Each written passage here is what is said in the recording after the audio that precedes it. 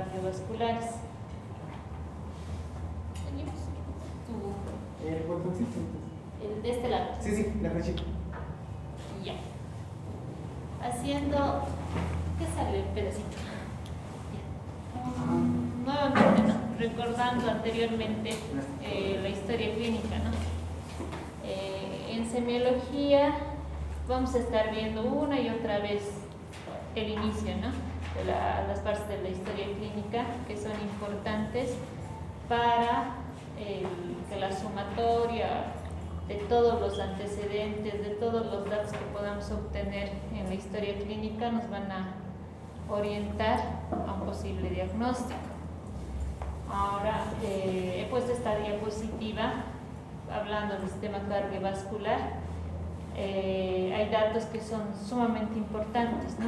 En cuanto al sexo, hay patologías que se predominan más en el sexo masculino, como las patologías congénitas.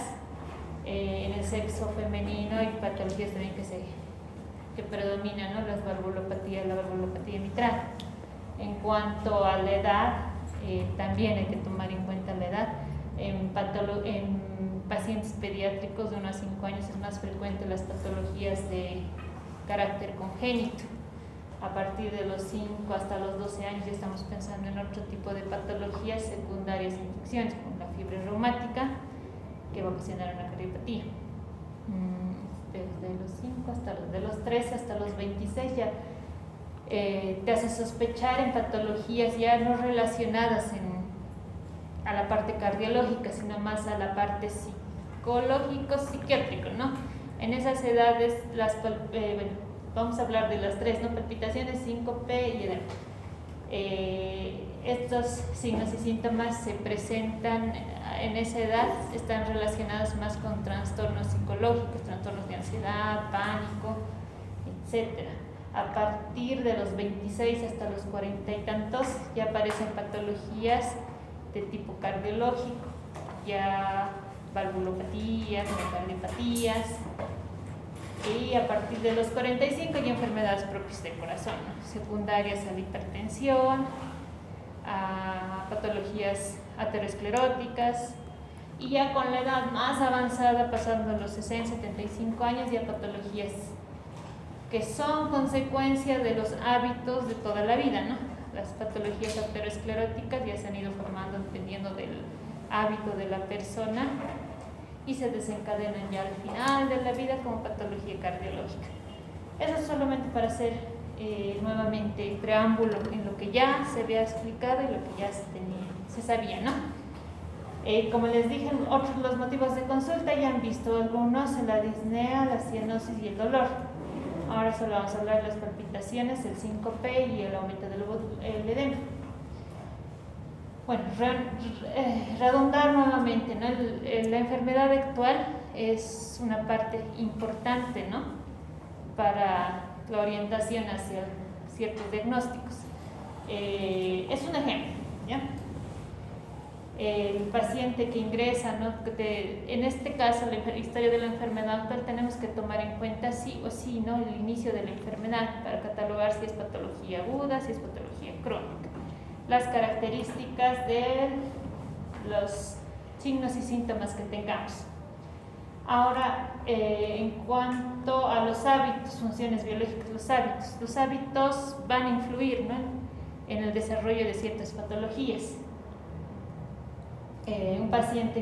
Una persona que tiene un hábito alimenticio rico en carbohidratos, grasas, a la larga va a desarrollar aterosclerosis y a la larga va a desarrollar cardiopatía aterosclerótica, ¿no? Como por ejemplo.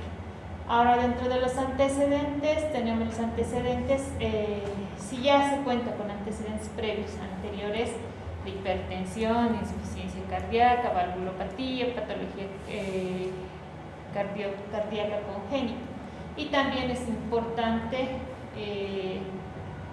buscar, ¿no? Antecedentes familiares de los pacientes que cuenten, ¿no? Con antecedentes ya hereditarios de patologías congénitas, cardiopatías, ese tipo.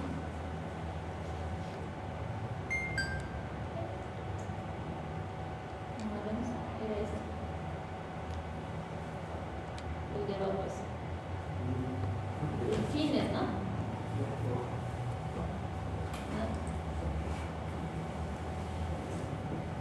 El fin es solamente fin, ¿no?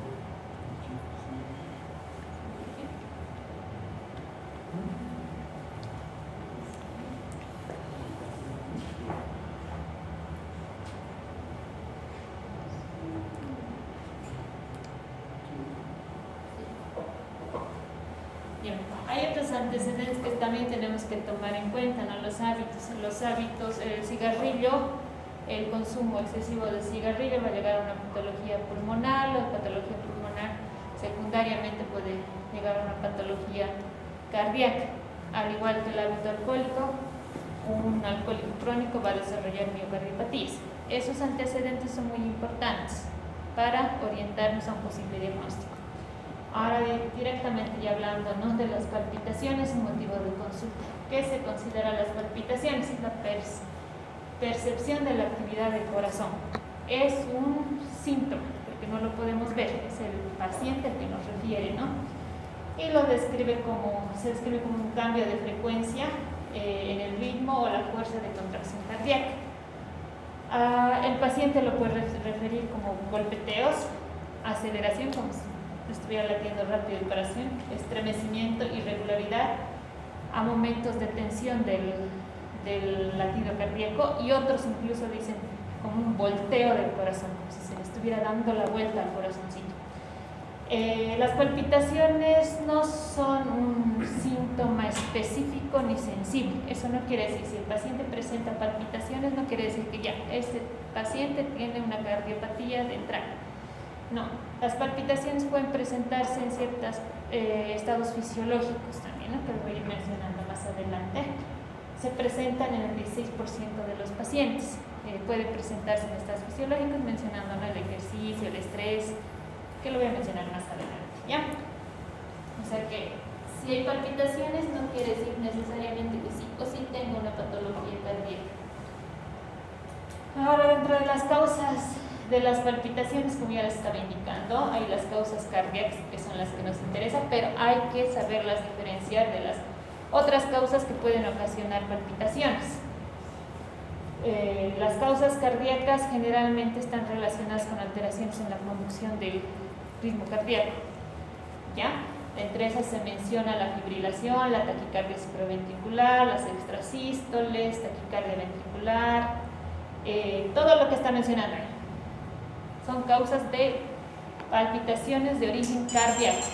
Ahora, sí o sí hay que diferenciarlas de las otras causas para no confundirlo, porque todo, como les estaba diciendo, todo paciente que presente palpitación ya lo vamos a englobar en el lado de origen cardíaco.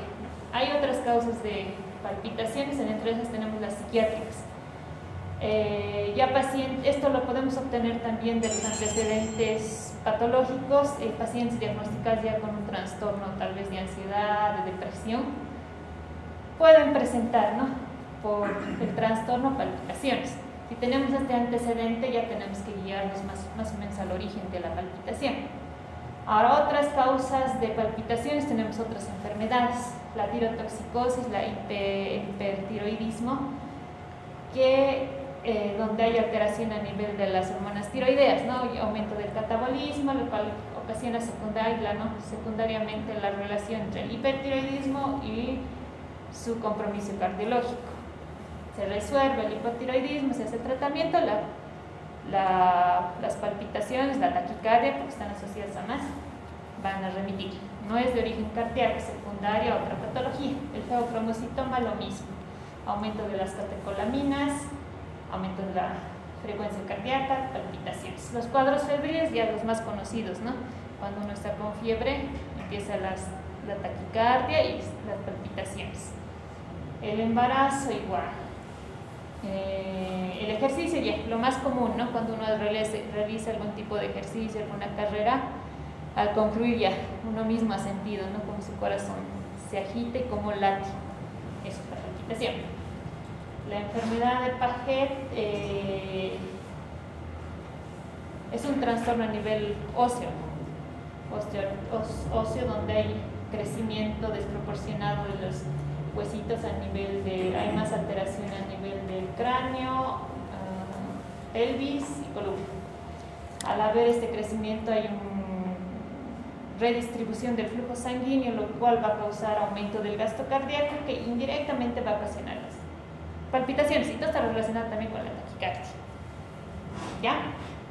Ahora, dentro de otras causas de palpitaciones que hay que descartar antes de llegar a una de origen cardíaco, que también son conocidas, ¿no? Los beta-adrenérgicos, la teofilina, la cafeína, la nicotina, la cocaína, que son, bueno, la teofilina, mencionando, es un medicamento que se utiliza en el asma, ¿no? Es un broncodilatador que como efecto secundario puede ocasionar palpitaciones. Estos datos los obtenemos en la historia de la enfermedad, en antecedentes. Paciente asmático que recibe TAC, como por ejemplo, que recibe tratamiento a base de teofilina y va al cardiólogo, pero por palpitaciones. Pero ya tiene un antecedente que recibe una medicación. Entonces tenemos que orientar más o menos a que el origen de su palpitación no sea de origen cardíaco, sino sea secundario a un fármaco. La cafeína también la nicotina, la cafeína también la podemos obtener de los antecedentes, ¿no? Un paciente que te dice consume café, pero en excesivo. Se recomienda, dice, ¿no? En la literatura, de 2 a 3 tazas de café al día, que no deberían ser nocivos. Pero hay pacientes o personas muy sensibles a la cafeína que puede ocasionar taquicardia y palpitaciones. Pero si por el contrario se consume, pero hay personas que consumen más de 5 tazas al día, y es real, no es algo, es real que consumen varias tazas al día. Si refiere que él consume tal y fuma encima, se puede atribuir a esta causa y no sea ya la causa cardiológica. ¿Ya? ¿Aprender, no? Ya. ¿Qué nos importa saber de las palpitaciones? ¿Cómo son las palpitaciones? ¿Cómo refieren las palpitaciones? ¿Cómo se presentan? Estas pueden ser rápidas, lentas, regulares, irregulares. Esto es muy difícil de obtener de un paciente, porque es complicado que un paciente que no esté relacionado con la medicina te pueda explicar exactamente cómo lo sienten las palpitaciones. Incluso palpitaciones lo confunden, ¿ya? Son datos medio complicados de obtener. ¿Cómo comenzó? Eso sí, es un dato que se puede obtener. Ya ha sido, el paciente estaba tal vez descansando en su sofá y de repente ha sentido de forma brusca la palpitación. ¿Ya? Se ha sido de forma paulatina, estaba empezado lentito y hasta que ha subido. Esos datos los podemos obtener. Ahora, la forma de finalización, igual, si ha sido abrupta o si ha sido progresiva. Abrupta, está con la palpitación y se apagó de golpe, ¿ya? Y si ha sido progresiva, desde lo más alto está con la palpitación como late el corazón y ha ido cayendo lento hasta desaparecer.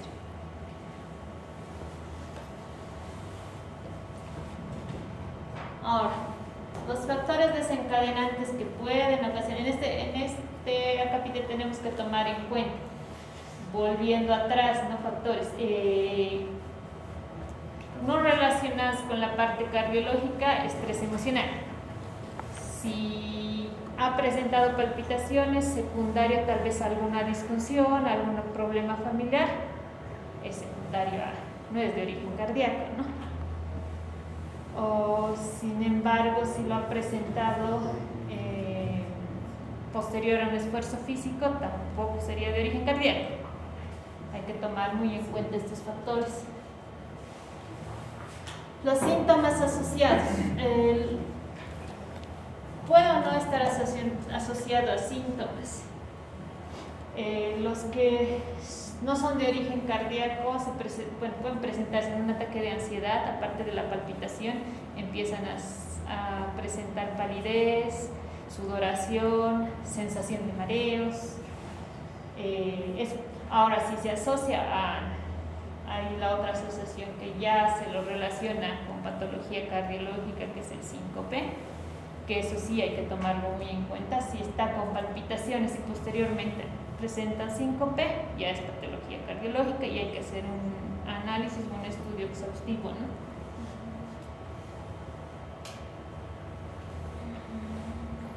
Frecuencia de los episodios. Esto está relacionado, hay palpitaciones que se pueden presentar de forma aislada, que no van a influir en las actividades cotidianas de la persona, ¿ya?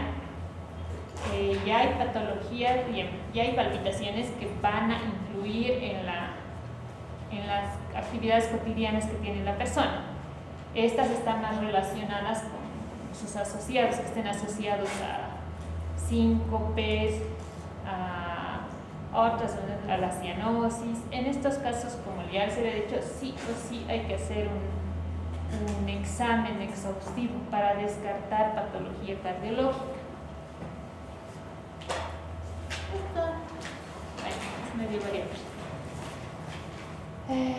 El examen físico raramente o difícilmente se va a realizar cuando se produzca la palpitación, difícilmente, casi nunca, ¿no? Generalmente el paciente viene cuando ya con el antecedente de que sufre de palpitaciones, pero no llega con la palpitación, ¿no? Para constatar que presenta la palpitación.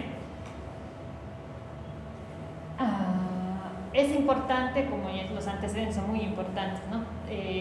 Saber si el paciente cuenta con algún antecedente cardiopata ya diagnosticado anteriormente. Ahora se menciona este cuadrito, ¿no?, que está en el libro de las arritmias. La causa cardiológica de las palpitaciones generalmente es alteración en el ritmo de la conducción cardíaca. Dentro de esas, incluso el cuadro anterior menciona más, ¿no? Estas están menos: la fibrilación auricular, las taquicardias nodales, reciprocantes, las ventriculares, el aleteo auricular. En este ya se hace un examen exhaustivo donde vemos la presión arterial, los ruidos cardíacos, el pulso arterial, el pulso venoso. En estas va a ser variable. Lo van a ir llevando posterior en las próximas clases, donde van a ahondar en cuanto al pulso, a los ruidos cardíacos, la presión y todo eso. Pero es como un ejemplo. En la fibrilación la presión arterial es variable, los ruidos cardíacos variables, pero el pulso es irregular. Normalmente, ya a los anteriores, a los estudiantes les digo, ¿no?, que tienen que saber más cómo es el pulso normal, y eso lo van a aprender palpándose ustedes una y otra vez hasta saber cuando palpen un pulso irregular, una fibrilación. Porque si no saben cómo es normal, nunca van a saber descifrar cuál es lo patológico, ¿no?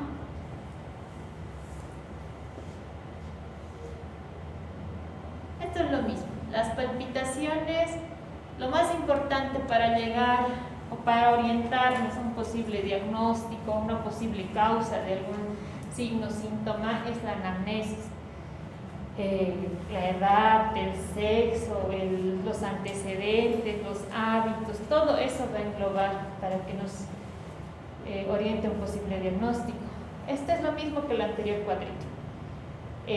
Si las palpitaciones son de forma regular, rachas prolongadas de latidos percibidos irregulares, se podría presentar más en la fibrilación auricular. Ahora, sin embargo, si la forma de presentación es de inicio brusco, está más a favor de una taquicardia paroxística supraventricular. La localización, si los latidos se localizan a nivel del cuello, van a favor de una taquicardia intranodal.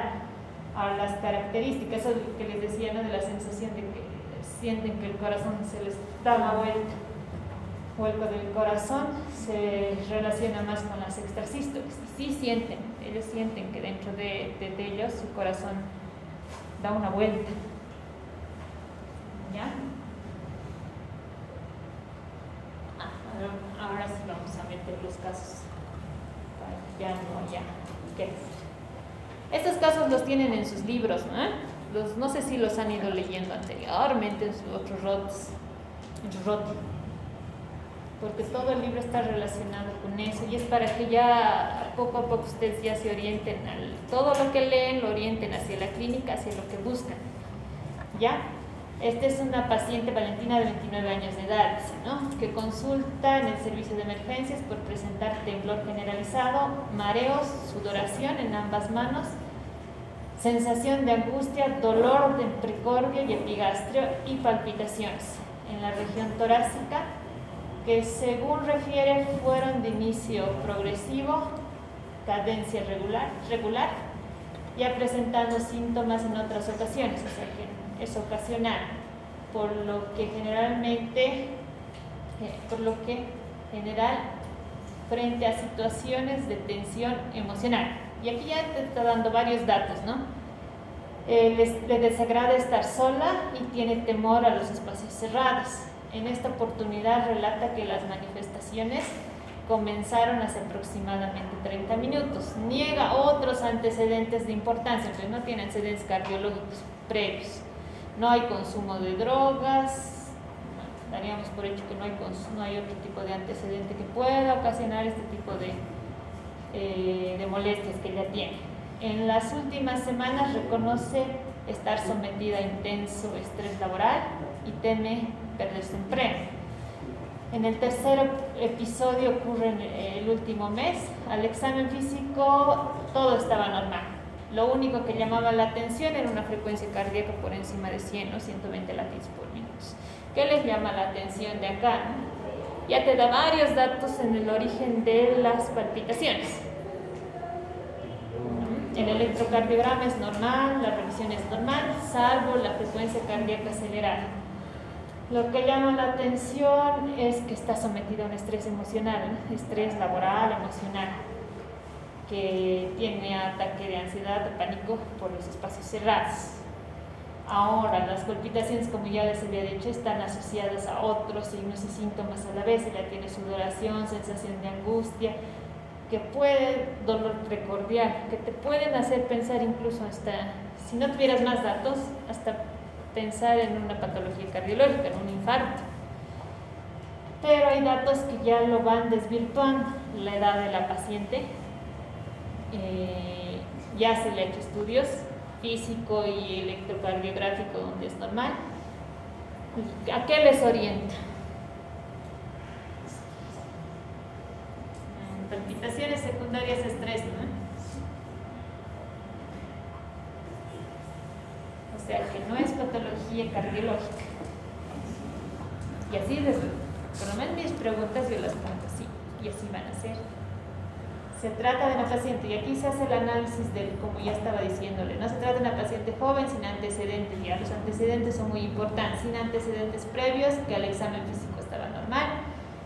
Lo que llamaba la atención era la frecuencia cardíaca, el electrocardiograma normal. Con estos elementos es altamente improbable que la paciente tenga una patología cardíaca, y el cuadro que presenta dentro de lo que se denomina trastorno del pánico, trastorno de ansiedad, tendría que ser, ¿no? Eso. ¿Alguna pregunta? ¿No? Ya. En cuanto a los métodos de diagnóstico, el examen físico, la anamnesis son partes del método de diagnóstico. Método de diagnóstico, el electrocardiograma. El electrocardiograma, ¿qué vamos a buscar en el electrocardiograma? Alteraciones del ritmo del corazón, taquicardias, flutter, bloqueos, ese tipo de patologías.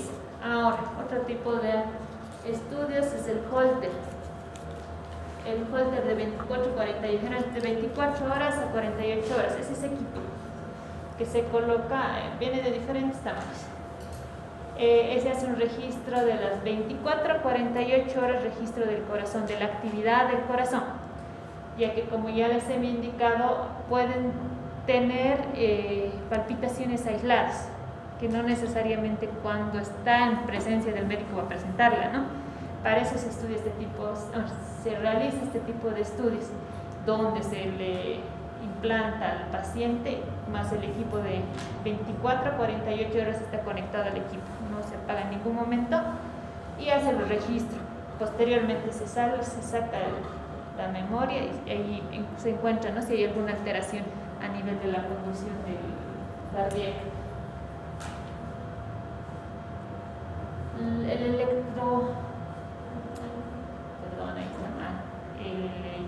ecocardiograma. No es el ecocardiograma. ¿Qué es el ecocardiograma? Es una ecografía del corazón, ¿no? Ahí ya vamos a buscar alteraciones estructurales a nivel del corazón, ya podemos ver las valvulopatías, crecimiento de cavidades, miocardiopatías, alteración en fracción de eyección, ya prácticamente buscamos alteración estructural a nivel del corazón.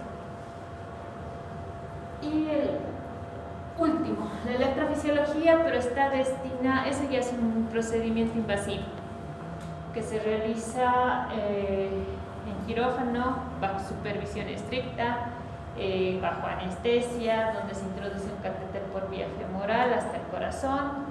Se realiza la estimulación tanto farmacológica como eléctrica para que se produzca la arritmia. Y este también es diagnóstico terapéutico, se puede realizar ablación, donde hay, ¿no?, los latidos anormales, se hace ablación y se soluciona el problema. Pero esto ya está destinado ya cuando ya no hay duda diagnóstica, es más para el tratamiento. El 5 es otro motivo de consulta. El síncope se denomina como síncope, es un síndrome clínico producido por una hipoperfusión cerebral global autolimitada, caracterizada por pérdida brusca y breve de la conciencia. Puede variar en segundos, ¿no? De la conciencia y del tono postural, con recuperación espontánea y completa.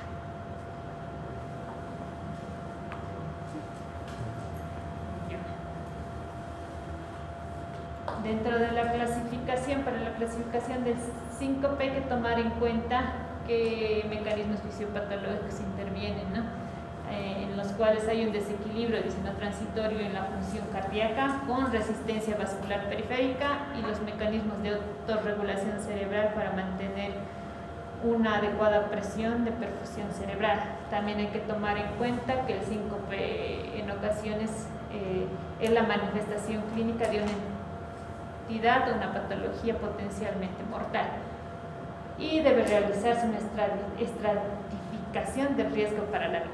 Como ya les estaba indicando, ¿no?, si una palpitación se acompaña de un síncope ya les tiene que llamar bastante la atención. Ahí ya sí se sospecha, hay una sospecha grande de que sí es patología de origen cardíaco y que puede correr en riesgo la vida del paciente. Ahora, igual que el anterior, ¿no?, hay clasificaciones de etiologías del síncope. Lo que nosotros vemos es, ¿no?, el síncope de origen cardíaco. La mayoría está relacionadas con alteración a nivel del ritmo del corazón, las taquicardias, los flutters, los bloqueos. Buscamos todo eso. Y generalmente todos los signos y síntomas de origen cardíaco se interrelacionan entre sí. Cuando ya es cardíaco, el síncope se acompaña de otros signos y síntomas, como ya las palpitaciones, el edema, la cianosis. ¿Qué más hay? El dolor. ¿Qué les mencioné aquí? Bueno, el síncope que amenaza para la vida es el de origen cardíaco. Si está acompañado, como ya estaba diciendo, síncope más palpitación más otros síntomas, sí o sí corre riesgo la vida. El tromboembolismo pulmonar, donde un coágulo que ha migrado de extremidades inferiores ha llegado a pulmón, a ocluir a nivel pulmonar, igual es un trastorno, una patología que puede poner en riesgo la vida del paciente. Las hemorragias graves por hipovolemia, ¿no? Pueden ocasionar síncope. Ya cae bruscamente la volemia, cae el gasto cardíaco, cae la perfusión a nivel del cerebro, o sea que se puede producir síncope. El otro, ¿no?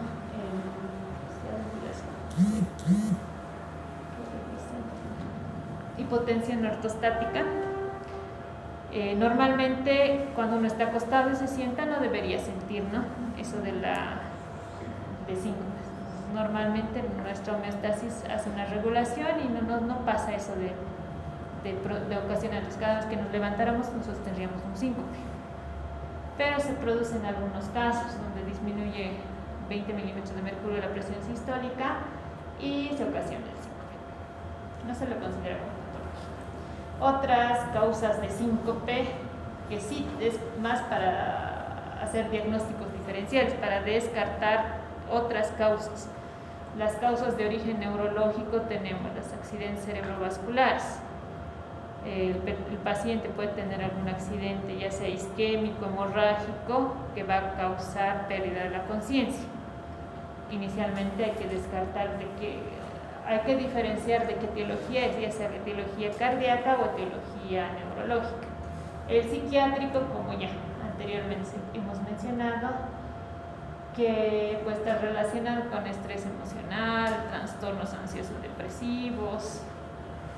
Los fármacos igual pueden estar relacionados. Metabólico, mencionar la hipoglicemia, que es un trastorno, alteraciones electrolíticas, metabólico la hipoglicemia, que puede ocasionar tanto las palpitaciones como el síncope. Cuando la glucosa baja a un nivel y el cerebro no recibe el azúcar, es lo peor que le puede pasar, porque hay áreas del cerebro que ya no pueden recuperar, ¿no? Y hay pérdida de la conciencia. Eso.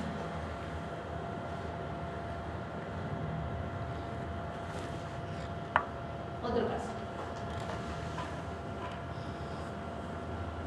Aida, de 72 años de edad, es derivada por padecer síncopes recurrentes. Durante el último año tuvo 10 episodios de pérdida del conocimiento de corta duración, más o menos un minuto, con recuperación rápida.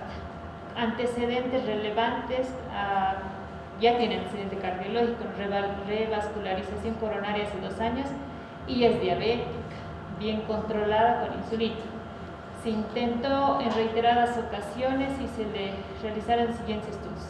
Ya hemos dicho, ¿no? Los estudios que se realizan de rutina, el electrocardiograma, que muestra bloqueo de rama izquierda, el Holter de 24 horas, el electroencefalograma para descartar la causa neurológica, ¿no?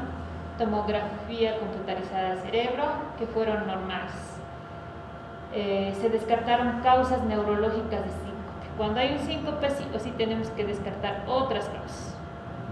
En este caso, aparte de pedirle todos los estudios, necesitamos un laboratorio también para descartar que no sea la hipoglicemia, que no sea alteración de los electrolitos, sodio, que pueden ocasionar este tipo de alteraciones.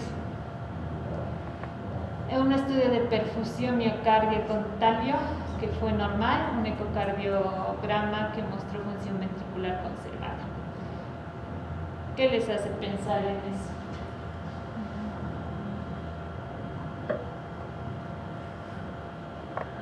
Se comenta frente al cuadro de este paciente y qué estudio indicaría en este paciente.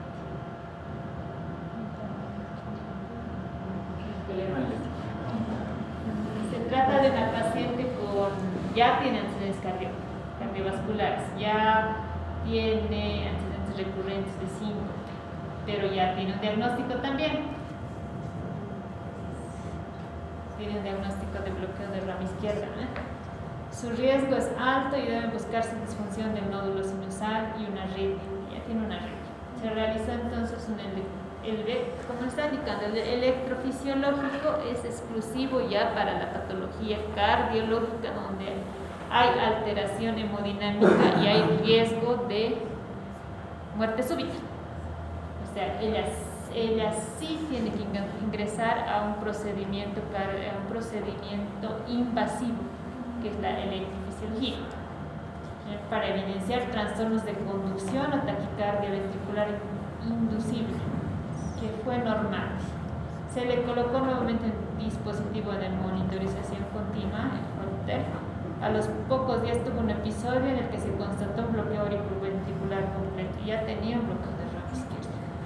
Se indicó colocación de marcapasos, que de continuar ellos se complican con muerte súbita, ¿no? Y así bien súbita. Ya con el edema no hay mucho que hablar porque ya hemos llevado el anterior.